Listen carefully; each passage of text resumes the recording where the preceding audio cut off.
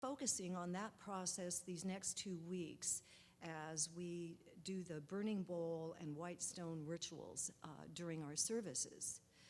So today I'd like to talk about how our power of imagination can help us set intentions, because it allows us to see beyond what is to what can be. And it can also be a powerful tool in helping us to manifest our intentions into reality. Do you remember how we used to play pretend games when we were kids? You know, they'd go something like, you pretend, I'll be the princess and you pretend you're the wicked stepmother, or I'll be Robin Hood and you be the sheriff, or something like that. Well, I don't remember ever saying, you know, I don't really see myself as the princess, I'm not really regal enough, or, you know, I don't think I have the leadership skills to be Robin Hood. You know, we never thought that way, because we didn't see any limits on what we could do or be. So as children, imagination helped make our play more interesting. But as adults, we can use it as a spiritual tool to make real positive changes in our lives. Everything that was, is, or could be already exists in one mind. The one presence and one power that we acknowledge in our first unity precept, and also when we light the divine order candles at the beginning of our service. So if we're feeling a little uninspired, pessimistic, or stuck for a solution to a problem, we can affirm that the answer is already there in divine mind. We just need to tap into our power of imagination to conceive the right ideas. And we're full of bright ideas, and the less we focus on fearful negative thoughts, the more quickly we'll be able to conceive and manifest them. So once we conceive an idea, we begin to visualize how to make it happen, and we engage both our mind and our heart as we think through the problem, and then we feel our eagerness to come up with solutions. And we can activate this heart-mind collaboration by envisioning how we would act and feel if our intention or dream were already real. And finally, we become an expression of the idea that we want to manifest. And that's what we mean when we sing, "Let there be peace on earth and let it begin with me." We become whatever it is that we're seeking. So if we want more love in our life, we become more loving. And if we want more prosperity, we become more grateful. Through our spiritual power of imagination, we begin to create the world that we want to live in. So now as we prepare for meditation by relaxing, taking some deep centering breaths, and allowing our minds and hearts to open, let's begin to realize what we want to create more of in our lives. And as we do that, we also become aware of anything that might be blocking us or limiting us from making those intentions a reality. And during this next week, I encourage you to take this process into meditation and begin to release the limited thinking that's blocking you and expand your vision to see unlimited possibilities. Now let's do this together for a few minutes in the silence, and Dan will bring us out with a song.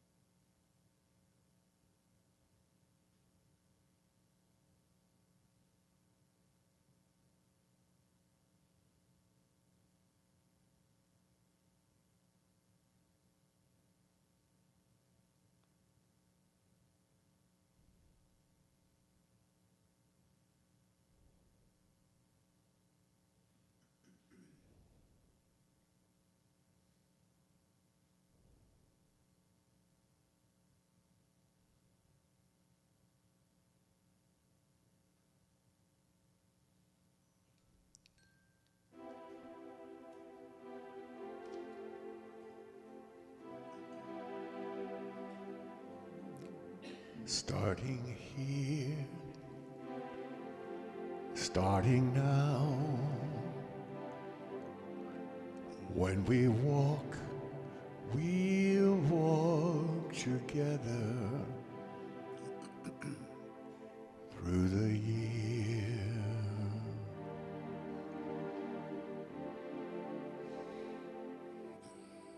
Starting here.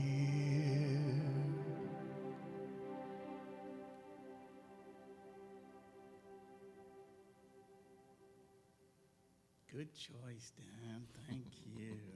That is so fitting. You know, earlier when I said welcome to Elizabeth, because she hadn't been here for a while, I also welcome to Alice as well. I'm sorry, Alice. We're really glad to see you as well. I didn't want to leave you out, you know. But, and, you know, just, I was kind of thinking that I wish there, Let's Get Metaphysical, I had said to start this week because I'm kind of really excited about that. And again, we meet in the Legacy Oaks Park across the street. But this time of the year, it kind of depends if the weather is this way or that way. It doesn't really, then somebody will welcome us into their homes. But anyway, we'll start next week. It'll be fine. I'll get over it. Well, here we are. Here we are at the beginning of another year. Today marks 1 year that I've been at Unity Georgetown. It's just, it sounds, it's a cliche to say it, but it has just passed so quickly. It really, truly has. And I'm really delighted to be here. And we've gone through a lot of changes. If you think back, there's been a lot of changes that have taken place. And we brought in a lot of new people. A lot of people, they're not here today because everybody's out vacationing or, you know, visiting home and stuff. But we brought in a lot of new and wonderful people. And together with that and the people that we already have, we really have a fantastic group. And from talking to many of you, the recurring sentiment seems to be that there's this feeling that we've all come here almost for a purpose, like to help each other out, spiritually unfold in our journey, because it has that kind of feeling to it. Not only the service, but the Let's Get Metaphysical group as well, and even the dinner group that we have. It's just a wonderful community, and I'm so glad to be here again. But today is the start of a new year. And with that comes the opportunity to hit the reset button, a chance to start life anew. And of course, those of us in Unity understand that that opportunity is not just at the beginning of the year. It is all the time. In fact, every moment of every day offers an opportunity to start new. And one of the things we've learned in the Let's Get Metaphysical class is that particular idea is called process thought, process theology. And even though we don't realize that's where we get it from, that's where we get it from. And that means literally that things are being created anew all the time because of our creative power that we have. We are creating things all the time. And so this week I was also reminded of that the world is filled with electronic gadgets. And gadgets, I don't know about you and gadgets, but me and gadgets, you know, they're kind of frustrating sometimes. I mean, just super frustrating. And I know we've all messed with them, trying to get something to happen, and just somebody comes along and says, why don't you just hit the reset button? And most often, that's what it works. Not always, but you know, we have that realization that we have a reset button. We have one too, and we can reset things all the time. And so, traditionally, New Year's is when the time for hitting the reset button is for most people. And so we want to take advantage of that because let's just go along with that. Today we're going to hit the reset button. And I remember talking in one of my lessons when I was talking about God, and my idea is like, I want you to go into your subconscious mind and look for your file that says God. Ah, there it is. Now right-click it and delete it. Are you sure? Yes, delete it. Start all over, even with God, because we have so many misconceptions of a lot of things. So this is a time to do this. Unity teaches us that we are endowed with these 12 gifts, strengths, powers that we call the 12 powers of man. And one of them is the power of elimination, renunciation. And this power performs a very vitally important role in our life because it allows us to release and let go of old beliefs, old thoughts, old habits that, as we say in unity, that no longer serve our higher good. Old baggage that is just plain detrimental to our spiritual unfolding. And there are two key concepts related to this process, and the idea comes from the really earliest of unity books called Lessons in Truth by Dr. Emily Cady. She talked about denials and affirmations. And so a denial, we say, is a release of the energy or power we have given to, and false and limiting beliefs. We gave it the power to believe these things. Now, the affirmation says, to prepare in consciousness the way of realizing what already is an eternal reality in divine mind, as Therese mentioned. To accept a better, newer, higher version of ourselves. So one of the things that helps us is there's a slide up there of that one. Yeah. Now that's our subconscious mind, and we have several psychologists in the group. That's what our subconscious mind looks like. Isn't it just wonderful? And it's filled with all these old beliefs, these old thoughts, these old feelings, these old habits, and none of that stuff fits you. You know that, right? So, and it doesn't fit you metaphysically, metaphorically speaking. I'm referring to nothing else, ladies. I'm not referring. There is no other, nothing. Instead, we need to adopt what's called a Zen beginner's mind. And a Zen beginner's mind looks like that. It's the emptying out of the old. Because, you know, you can't, perfect example, my wife, we're trying to get rid of this storage back home. And she says, well, go get the stuff and put it in the storage room. I said, no, because the storage room looked like the previous slide. And what we need to do is clean it out first. And the same holds true here. We need to clear out the mind so that we can make room for new ideas. Do you remember, I just thought about that little Zen thing when a young Zen guy comes to the master and he says, Master, I want you to teach me Zen. And he said, no problem. Would you like some tea? I said, yeah, sure. And he puts the cup down and he starts pouring and pouring and pouring and pouring, and it overflows. And the young guy says, it's overflowing. It doesn't fit anymore. And the Zen master wisely tells him, that is your mind. It's the same way. You need to empty it. So when I did my SDS, what's called the Skills Demonstration Seminar, to become an LUT, because first I became an LUT, then I became an ordained minister, I was assigned the power of elimination. And I was asked to come up with 2 key points about the power of elimination. And I came up with, the first one is mental. It's about changing how we see things. In this world, our lives, and the relationship of the two. It is what we talked about last week in the nativity candle lighting. It is the intellectual that Joseph represented in that scene. And the same is said also of John the Baptist. John the Baptist represents the intellectual, that part in you that is saying, you consciously, mentally become aware of the idea that I've got to look at a bigger picture. So first you become receptive to that intellectually, but that's, as like John the Baptist said, I am not here to, I'm here to open the gate into something bigger. And that bigger would be the second part, which is the emotional, spiritual aspect of it. And that is about changing our feelings, not our thinking, but our feelings. And we're thinking and feeling beings. And Mary, in that scene last week, represented what is said was the spiritually receptive soul. And Joseph was the intellectually receptive soul. And one comes before the other, of course. So we have this changing of our heads and our hearts, the yin and yang type thing of everything coming together. And this process changes us from victims because we're victims of, that's our mentality. We are victims, as I like to say, aliens in an what is it?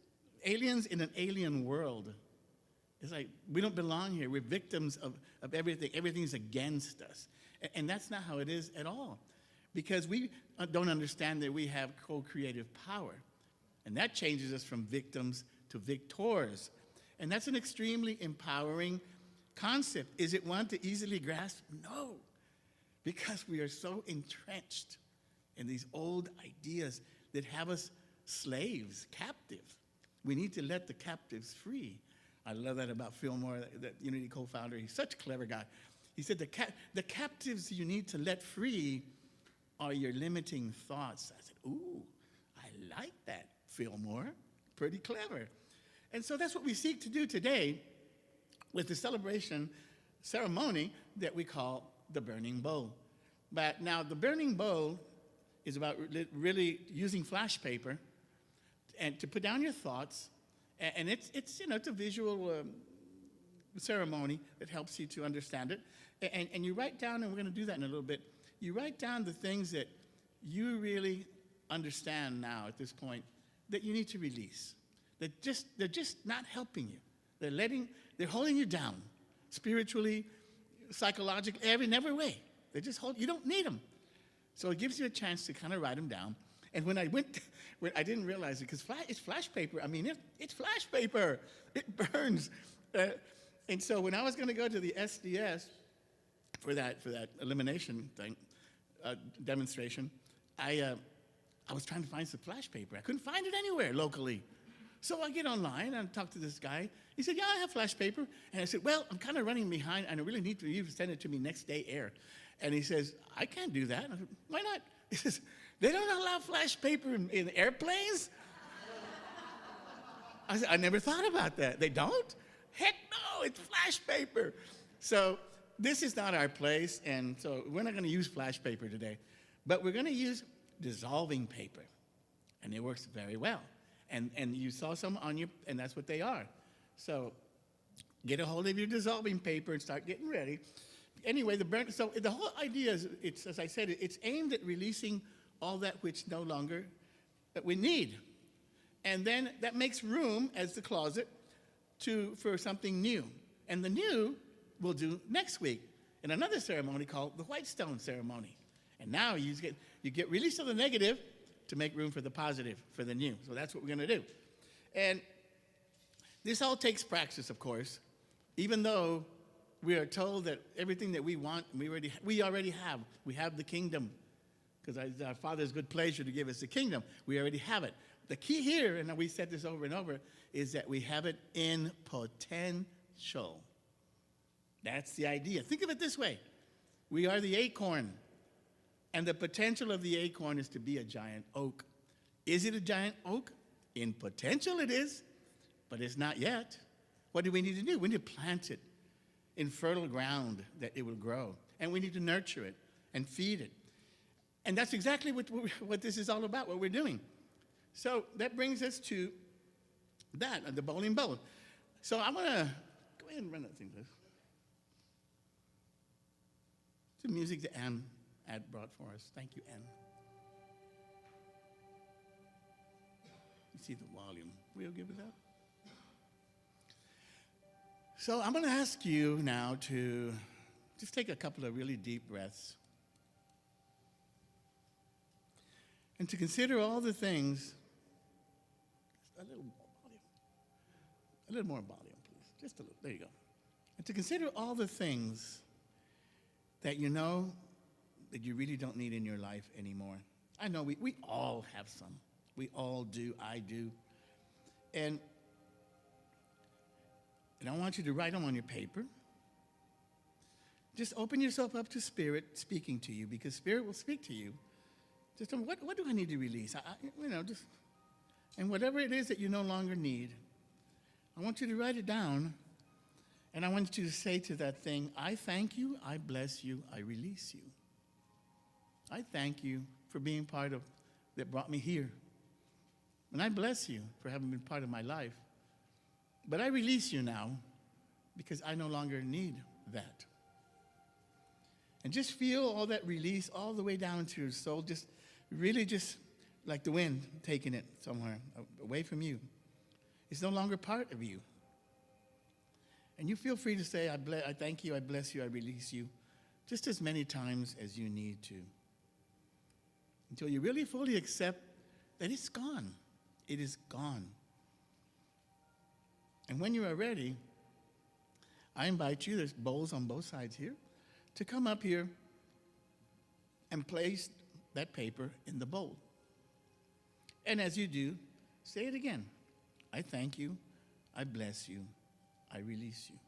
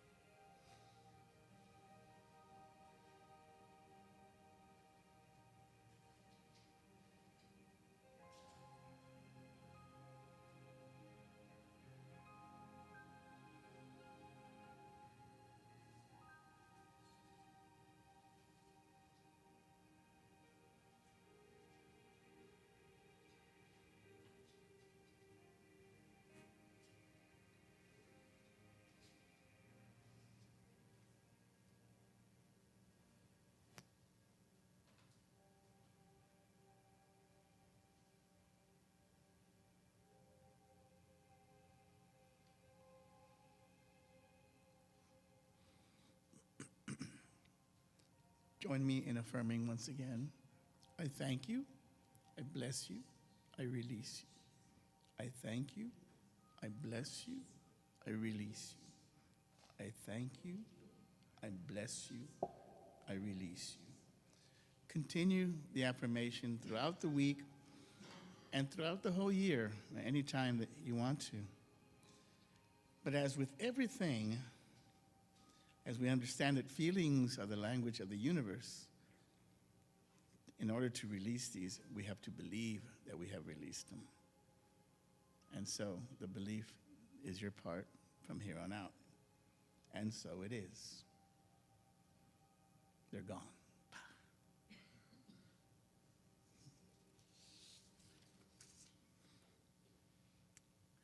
Now comes a time when we offer our spiritual gifts, our spiritual tithing to our community, which allows us to continue the work that we're trying to do to get the message of positivity, and that we are these powerful co-creators of the universe, a difficult concept for us to understand, especially having come from several places that we've come from. But we have to work on this. So we take our tithes in hand and we say, divine love through me blesses and multiplies all that I have, all that I give, and all that I receive. I give in love and I trust God.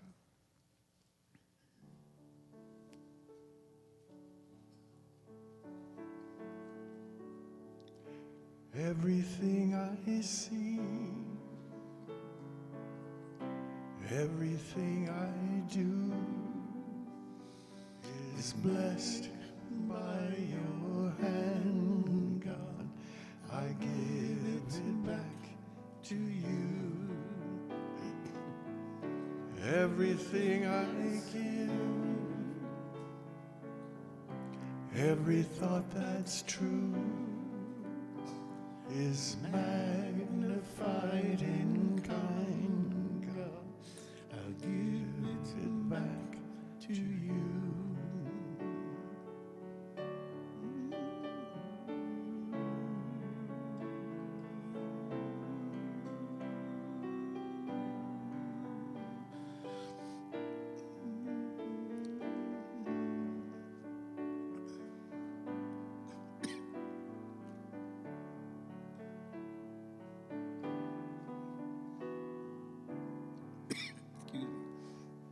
Together we say, we bless and dedicate these tithes and offerings as an expression of divine love, and we release them to manifest that love in our community and in our world. This is a time we bless the children, but they didn't have a children today, but we have one child, but we always bless them anyway. So together we say, we love you, we bless you, we appreciate you, and we behold the Christ in you are. Before we sing the peace song, did you want to make an announcement?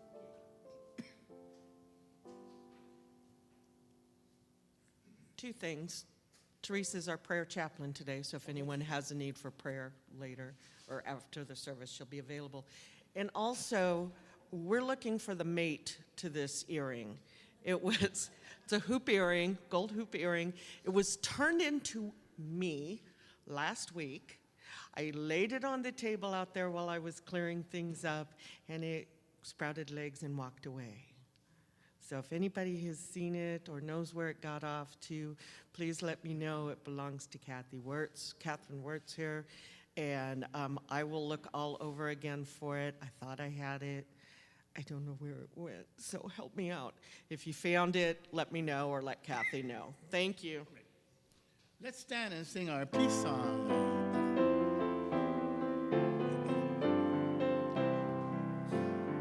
Let there be peace on earth, and let it begin with me. Let there be peace on earth, the peace that was meant to be, with God as creator, family a la vie. Let us walk with each other